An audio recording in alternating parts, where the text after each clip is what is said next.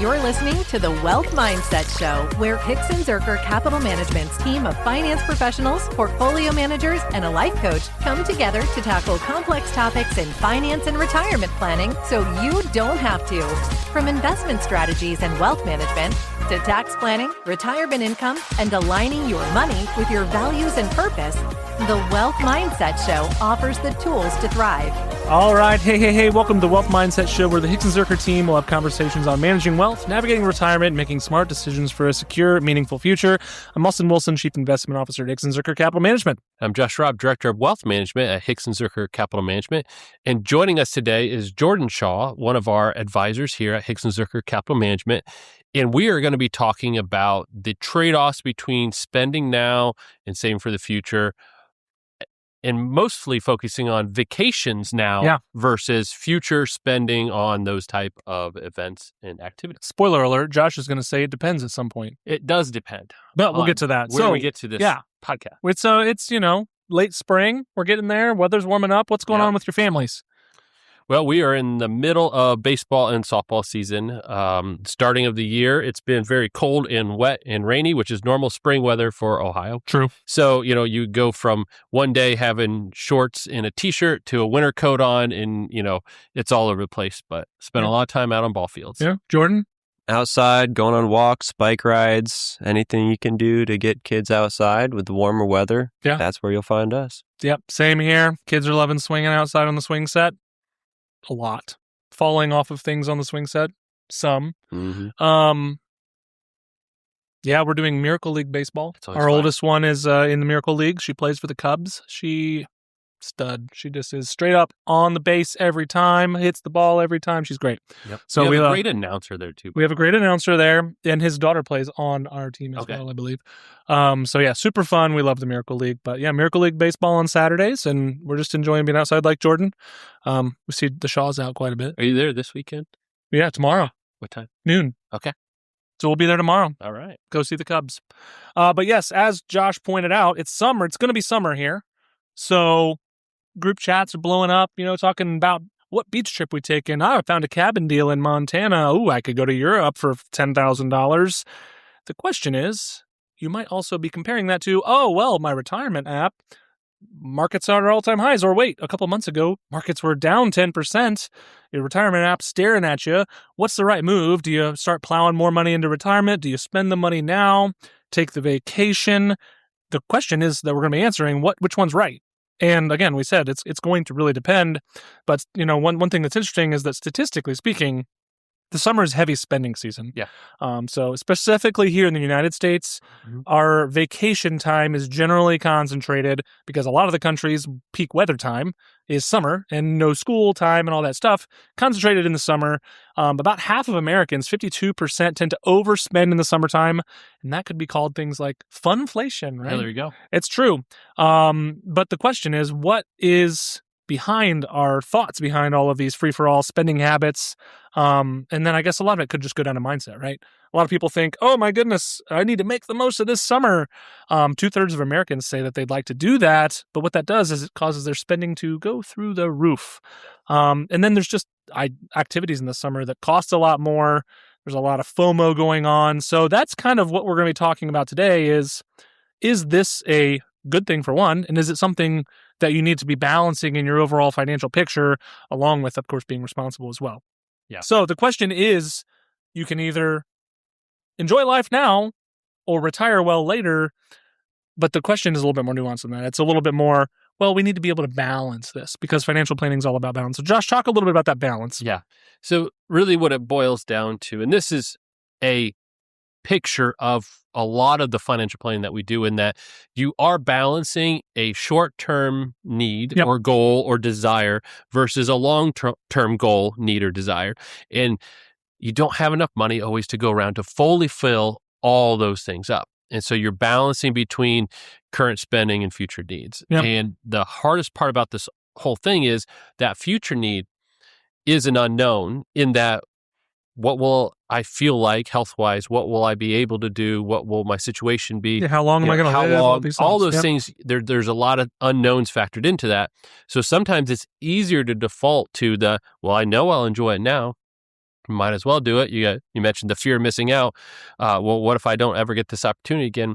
So it is a balancing act. And one of the things we do as advisors is we help you at least understand the trade-offs, because it's always a trade-off. And that's something we talk about all the time as advisors, is there's not necessarily always a clear right and wrong answer, but there is a trade-off between those two choices, and you need to understand it before you make that decision. Right.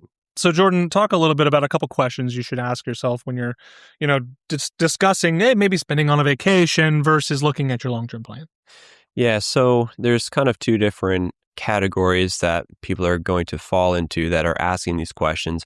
One is, we're not retired yet. So it's truly a matter of, maybe you're a young family, and do I take a vacation, make more memories with my young family, and put a pause on or reduce or whatever it looks like your savings for retirement, versus someone who is in the other category who's already retired, and it looks more like, can I afford to do this? Does it work well with my retirement plan? Mm-hmm. So, and that's one of those questions, is having that plan, looking ahead and saying, if you're a young family and you're trying to save and save and save for retirement, you're going to regret not taking those trips if all you do is save for retirement. Right.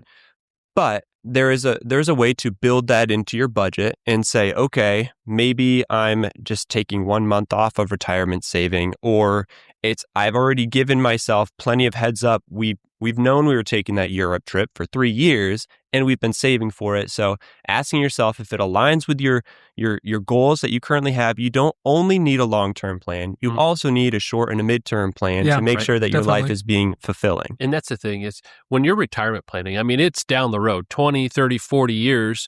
And if you don't have little short-term goals along the way and celebrate progress, you're going to get burned out and have a hard time reaching those goals. So yeah, you do have to kind of balance that out.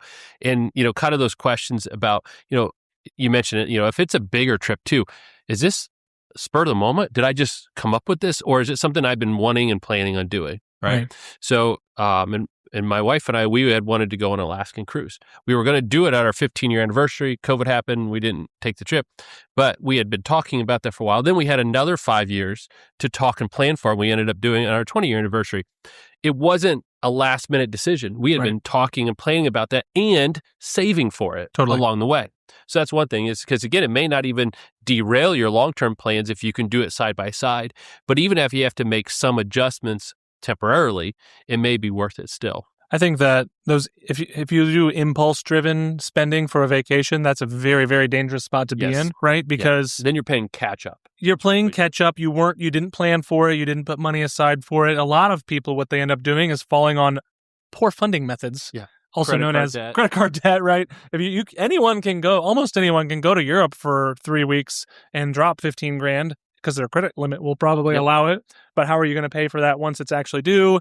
Not a great idea. So funding it is obviously, so plan for it, plan ahead. Can you pay for it without stressing out the rest of your plans, really the answer? Or are you just going to say, YOLO, I'm going to figure it out later? Yeah, who cares? Don't YOLO, people. That's usually how people end up paying 30% in interest. Mm-hmm. So was your $10,000 trip to Europe really worth, after you pay it off, $20,000, $30,000? Probably not. Another thing is just, what are you using this for, right? Are we trying to be really intentional about planning for this and what it's going to mean to us, right? That would be, are we creating memories with our kids like Jordan talked about? Are we creating memories with our spouse like Josh and Steph did? Are we using this just for a break that we've been planning for? These things are really important. One thing that we all know, and we all have kids, right, is your kids are only home permanently for a short period of time relative to their life, right? About 18 years or so. Yep. And so you got about 18 summers, and there's a handful at the beginning that's like probably not going to be doing a lot of traveling. Won't remember or they won't remember it. Yep. And there's a handful at the end where they're probably going to be too busy. So there's the window's actually smaller than you think. So make some memories while you can. That's worth investing in a lot of ways if you do it the right way. Those memories can actually matter more than the dollars. Or same things with, you and your spouse. There's a great period in your life where you need to go make memories while you can, because maybe when you get a little bit older, it'll be a little bit harder to do that. You won't have the energy or the availability to do that. Or if your kid situation is challenging, you might not have the availability to do that there. So if you've got the time, you've got the money, it might be worth it. Yep. Have you ever thought about how your financial choices reflect what truly matters to you? At Hicks & Zerker Capital Management, we believe that integrating your values and dreams with your financial future is key to achieving peace of mind and confidence. When you engage in deep conversations with us, you'll start to see how your money can support the things that matter most in your life. You'll have a dedicated team of professionals tailored to your unique needs, all focused on crafting an investment portfolio designed to help you achieve your specific goals. Plus, our on-staff retirement life coach offers guidance to empower you toward a fulfilling retirement that goes beyond just financial security. Ready to transform your relationship with money? Join us at hzcapital.com and let's embark on this journey together. Now, back to the show. Yeah, and this is definitely something for someone who is not retired yet, who is looking at these sorts of things as an expense coming up that I have to look at the budget or the cash flow or whatever throughout the year. And this exact instance is where, or one of the reasons why I think it's important to build intentionally into your budget, if you have one, or just understanding what your cash flow situation is like, some margin that is not accounted for. Just say, this is extra savings. I'm not putting it into a retirement account that I can't touch for 20 years. I'm not putting it towards known bills that I have to pay. I'm just saying this is extra savings outside of anything, because you might come across that family vacation and you have an opportunity. It's only 3 months away and you don't normally have 3 months worth, or that's not enough time to save for it perhaps, but you've got this extra slush fund. It's not an emergency fund. It's literally extra savings. And I love it for stuff like this because it gives you some freedom to say, you know what, if that happens, I don't have to change my retirement savings, contributions, whatever at all. I've got this extra put away. I understand not everyone can do that, but if you can, or if you're someone who, like me, kind of likes to have every single dollar have in a certain place, maybe it's okay to have this isn't assigned to anything to allow for this flexibility. And that's the key, is if you can plan ahead, you can, in a sense, budget for a trip, vacation, those type of things. That's the preferred way to do it, like you said, Jordan. And then if you're maybe a little bit tighter on money, it's the trade-off of saying, okay, if I reduce maybe a little bit of my long-term savings and I bring my savings rate down to free up some of that cash, what am I trading off? Oh, I may have to work 2 more years longer in my career if I'm willing to then be able to take some vacations periodically along the way. If you're comfortable with that trade-off, that's not a bad decision. Again, it's not like there's right and wrong. It's just, am I willing to accept the difference between doing this versus doing that? And so if you say, you know what, I'm willing to sacrifice a couple more years of working so that I can every couple of years take a vacation with our family, that's a perfect trade-off if you understand and are willing to do that. And I've actually seen clients do that and do it well. So many clients that we've met with, Josh, are not, I'd say the majority of them, they don't come up to their retirement date and say, oh yeah, I can't wait to be done. Most of them, I can't wait to be done. But there's a level of, I'm willing to work a little bit longer if it means making those additional memories possible a few years ahead or throughout retirement. That is definitely something that has helped kind of focus in my own perspective on all of this. Like working an extra year or two can have a dramatic impact on your portfolio, and it's maybe a small price to pay for those memories. I mean, I guess the key question when you're looking at this from a financial perspective is, does it break my financial plan for me to take this trip? And if the answer is no, and hopefully you've planned for it, put some money away, go for the trip. Enjoy yourself, because we're going to talk about some reasons why. But the answer is yes, probably not a great time to take the trip. We probably need to plan ahead for the next trip. Maybe that's another year or two, right? You can, just like delaying retirement, you delay the trip and you can still take it. Just plan ahead for it, right? So let's talk about some instances where taking the vacation is the right answer. And then we're going to turn the page over and say, well, whoa, maybe when waiting might be the smarter choice. So when is taking the vacation smart? Life milestones, right? One of those is kids growing up. Like I mentioned, you have a finite amount of years to have those trips with your kids. A lot of those could be reconnecting with family that's out of town. A lot of those could be special trips, anniversaries, like Josh talked about. So these life milestones, if you have financially prepared for it, great opportunities to take the trip. So take the trip. You probably won't regret it again. Other ones, opportunities that won't come up again. Maybe there's a great organized trip with another group of friends and it's just well planned out and everyone's been thinking about it. That maybe that entire group going on the same trip for the same week isn't going to be able to happen again, or your family or whatever. Go for the trip if you financially prepared for it. one thing that we've seen is with clients and friends and all this is tomorrow is not a guarantee. Right. This is why the answer is not simply sock the money away. Mm-hmm. Sock the money away is the mathematical answer. Yes. But the It's weird, financial advisors is saying, spend the money now. But the truth is, most people that we work with are going to end up with more money than they had planned for. That's just how it happens for people who have a good plan and stick with it. Yep. And so there is some cushion built in. And then the other thing, like you said, is there just isn't enough guarantee for the future to completely sacrifice all of the short-term things that you want to do. Yeah, we know people where spouses have died young. They've had issues with their kids, or kids sometimes aren't at home and they didn't take as many trips as they could. And there's a lot of reasons why that could be, but tomorrow just isn't promised. So if you can, it's really healthy to take some trips. Enjoy yourself, enjoy your family, enjoy your loved ones. So those are reasons why taking the vacation might be the right choice. There are reasons why it would not be the right choice. And this is where your financial numbers are going to start kicking in. One of those is if you have, like we mentioned, if you have to go into debt for it, high interest debt particularly, not a good idea. Like that trip. Or if you have high interest debt. Period. Yeah, that's a good point. Pay that off because it's really hurting your long-term success before you start then incurring some of those other costs. Yeah. Or if you just don't have a plan and you haven't thought about these things, maybe you're looking at things impulsively. You're not planning far ahead. You don't know if you're on track to meet your financial goals.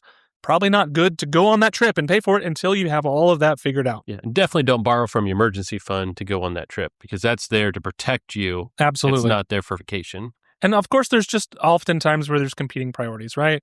Especially when you're a young family, I feel like. Having babies is expensive. Raising little ones is busy. That's a competing priority. Maybe just wait a little bit. It might be a little easier. It might free up some cushion in the future.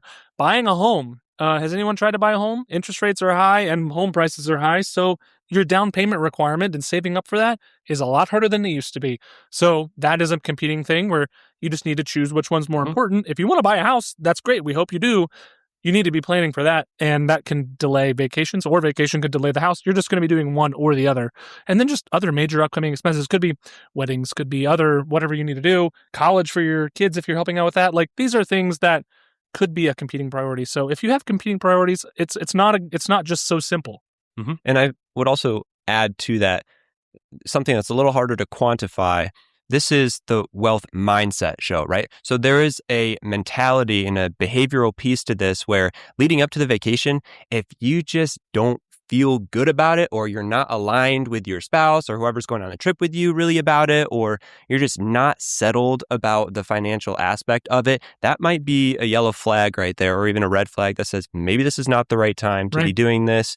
Plan it out a little bit better. Even if you call this number and you get a 50% discount on a trip, there's usually some strings attached to stuff like that. So let things kind of settle and make sure that you and whoever else is involved feels good about it and is looking forward to this trip to make it worth that extra $5,000 or $10,000 or whatever it's going to be.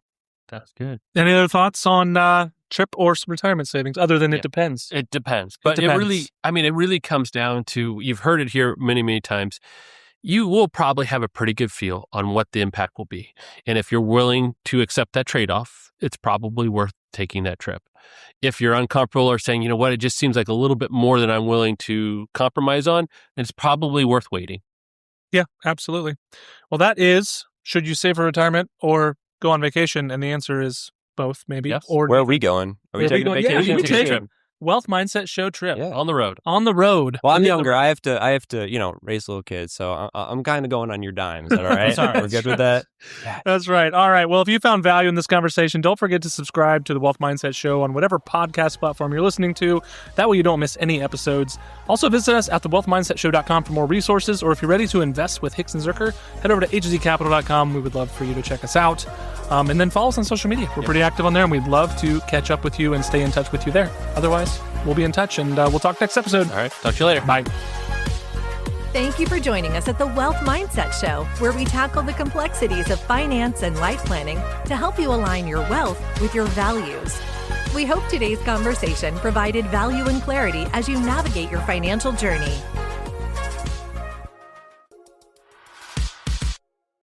Your hosts work for Hicks and Zerker Capital Management, and all opinions expressed by them or any podcast guest are solely their own and do not reflect the opinions of Hicks and Zerker Capital Management. This podcast is for informational purposes only and should not be relied upon for investment decisions. Clients of Hickson Zerker Capital Management may maintain positions in the securities discussed in this podcast. There is no guarantee that statements, opinions, or forecasts provided herein will prove to be correct. Past performance may not be indicative of future results. Indices are not available for direct investment, and any investor attempting to mimic index performance would incur fees and expenses that could reduce returns.